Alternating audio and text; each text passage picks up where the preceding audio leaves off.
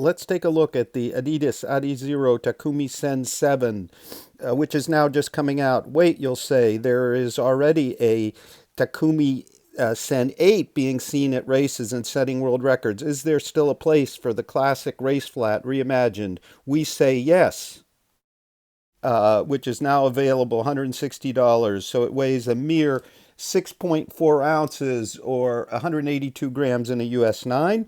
It is an unadulterated speed race flat that is surprisingly forgiving. It has a 26.5 millimeter heel, 15.5 millimeter forefoot, and a beautiful Celermesh upper that really locks the midfoot down. As the gusseted tongue, the whole tongue wraps almost to the midsole with just a thin elastic. Star feature is the outsole, injected lugs with a torsion plate, continental rubber at the front. I found the grip incredible in a rail trail race I recently ran, and Ryan did too in an FKT type run around the Boston Marathon where he ran sub 5-minute miles. So this is classic race flat reimagined or brought into the future. Let's look at a few more details, pros and cons, and some comparisons. Let's get into the details of the shoe, some of the features, before we talk about the pros and cons and some comparisons. So obviously we have the Celermesh upper, which is now in all the Adidas performance shoes. So what it is are overlays that are melted through from the inside. They have almost like a suede-like feel on the inside to the outside, and that creates the support structure here. The other key element is the tongue, different than the Adios Pro 2 in that it's a full gusset, or the tongue, this rubbery material, same kind of material as the Adios Pro, extends almost all the way to the midsole, and then there's just a thin gusset, whereas the other ones, the tongue is tacked to the top. This leads to an absolutely incredible midfoot hold. We all agreed on that. You'd almost say, and you can see it right through the shoe, it's almost trail shoe worthy in such a light mono mesh upper. I raced them last Sunday, and as you can see, on a rail trail, it was wet, not muddy, but gravel spraying all over. The upper absorbed absolutely no moisture on the run, and it didn't pick up anything into any of the materials. So it's very, very drainable, very breathable. I ran through puddles and had absolutely no issues. Unlike the Adios Pro, we have a real solid heel counter. Completely locks down the heel. In the front, we have a moderate toe bumper, serves its purpose. So overall, the upper just leads to incredible hold. We all agree on that. Just very, very, very solid hold. About as solid as any race shoe we've ever experienced. Is it a marathon type hold? Well, it's a little snugger than that, but I really like the security here. Now let's start going down here. We have Lightstrike. So Lightstrike is a firmer compound. It's not straight EVA because we all felt while it was firm and snappy, it wasn't as punishing as we expected given the firmness. So it just has a lot of response. Up front though, we have a layer of the famous Boost. And what that does is provides a little bit of softness on toe off, and it also helps, and I'll try to demonstrate that, make our shoe relatively flexible, but not totally flexible, because the outsole, really the star feature. We have a hard plug of rubber at the rear. Then we have an array through the rest of the outsole, except for the little gap, of injected lugs. And these lugs are relatively firm. I walked in a Five Guys burger place and they were slippery on hard, smooth stone and tile. But oh my goodness, do they grip the road and the rail trail. So again, there's a play here for cross country. There's a play here for very shorter trail races because of the grip we have here, just tremendous. And the grip also provides a little bit of cushioning, a little bit of give as they kind of individually give. Up front, we have a patch of continental rubber. And I think that's its purpose is to provide a bit more flexibility than our plate. I'll call it a plate because they're injected into a material there that almost acts as a plate, but not a rigid plate. You can see there's some bend. I'm going to take you back, way back to another Adidas, to the Adios Boost, one of my favorites of all time. And in this one, you'll see there's a much more distinct flex point. The Adios Boost, of course, had mostly boost with some EVA, also had the Continental outsole, also had the torsion system. It is a bit more forgiving shoe. I ran up to 20-mile races in them beautifully. Whereas this shoe, for me anyway, and I think the guys agreed, it's a 10K limit given what you can get out of a super shoe. However, if you want to really, really feel the road in a good sense and have agility and speed, this is one heck of a great option. The torsion plate, the plastic torsion plate through here provides the stability along with, of course, the upper.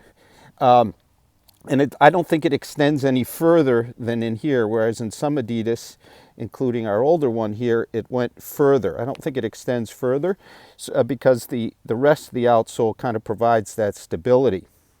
So what are they good for? Well, I ran a rail trail race. I wouldn't have picked any other shoe to do it in. Ryan ran a FKT 5K in downtown Boston, all kinds of turns and bridges and things, not a cross-country race. And he ran sub 5-minute miles. So the turning, the agility, the snappy, unadulterated speed is what you get from this shoe. So let's talk about a few pros and cons from Michael and Ryan. All three of us agreed that the upper is highly secure, yet comfortable race fit upper. We also felt the forefoot was relatively roomy. We found it was surprisingly well cushioned, if firm for such a low stack height, again at 25.5, 16.5. And we all felt the lugged outsole and the secure upper made it a good choice for cross country, maybe even light trail kinds of races and track workouts. And we all agreed that it had fantastic underfoot feedback. So if you kind of miss the feel of the road, but in a good way, the feedback here is amazing. Now, some cons. Superb materials and construction, but at $160, kind of pricey for a race flat, especially when people are running in carbon-plated super shoes, down to 5K, 10K. Maybe a bit more of a niche shoe than it might have been 5 years ago. We'd like to see a touch more bounce. The Lightstrike is kind of firm, a touch more kind of fun bounce, but not too much because I bet with this low stack height it would bottom out. The aggressive lugs make it kind of a specific shoe, some of us said, but I would tend to say I'll keep them. And then finally, Ryan felt the ride was a bit simplistic given the price and the technologies available. So all in all, though we scored it very high, everybody scored it above a 9. Ryan scored it 9.4, I scored it 9.4, and Michael scored it a 9. So now some comparisons. Not really a comparison, but kind of at the other end of the racing spectrum from Adidas, the Adios Pro 2, which has Lightstrike Pro. It has almost 15 millimeters more stack height. It has rods, carbon-infused rods, and of course, it has a smooth Continental outsole. So this is your kind of marathon racing approach, whereas our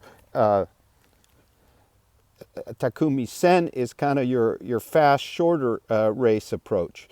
I personally think there's a bit too much here, really. I like the idea of the carve out at the midsole to give it a little more easier flow, but I'm kind of also looking forward to Takumi Sen 8, which will kind of sit between the two with a bit less stack height. In terms of the upper, I personally prefer our Takumi Sen 7s for the tongue, really. Here you can see the tongue doesn't wrap the foot completely, it's tacked to the top, whereas again over here we have that full wrap with a little stretch gusset at the bottom, just a much more secure hold, and I think it would help in the Adios Pro with the kind of pronation you get here, which is good, but a bit more upper support. Now, there's some other obvious comparisons. Let's go even more extreme with the Reebok Float Ride Fast Pro, 2.5 ounces lighter, a PEBA midsole, a similar injected lugged outsole, injected kind of plastic lugs, a yet more minimal upper. I've raced up to 5 miles in there. You will feel it, even in comparison to our Takumi Sense 7. This is really your kind of all-out kind of 5K shoe.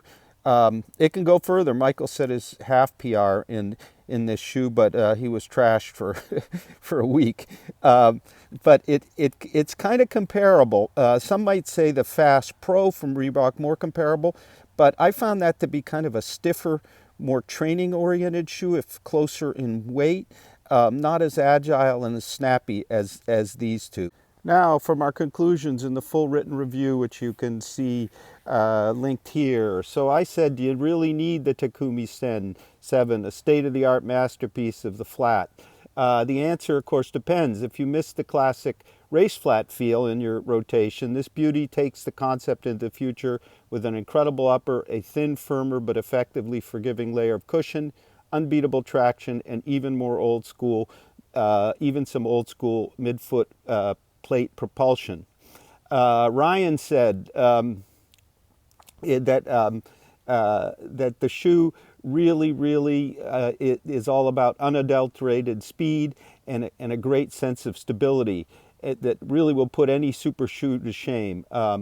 Between the Celermesh upper, a thoughtful blend of midsole foams, and the multifaceted outer, it's sophisticated and welcome upgrade to those racing flats of yesteryear. And finally, Michael said, but for purists who are looking for something more traditional, those who run shorter races and want to try a truly awesome upper, you should absolutely look at the TS7.